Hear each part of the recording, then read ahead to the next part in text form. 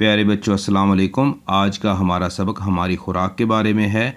आज हम उन चीज़ों के नाम लिखेंगे जो हम रोज़ाना खाते पीते हैं। तो आइए शुरू करते हैं।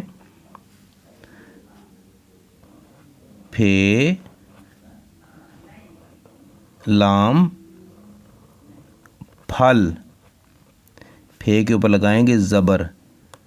फल के अलावा हम खाते हैं सेन, बे और जे, सब्ज़, आगे ये लिफिया और नून गुन्ना, सब्ज़ियाँ। और इसके अलावा हम दही खाते हैं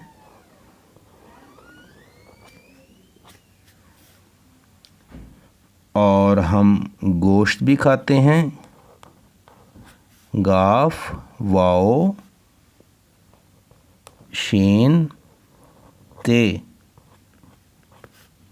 गोश्त,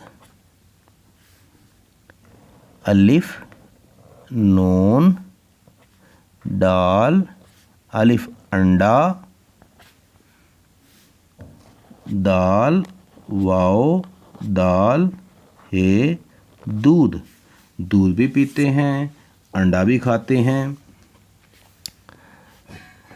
दाल, अलिफ लाम दाल,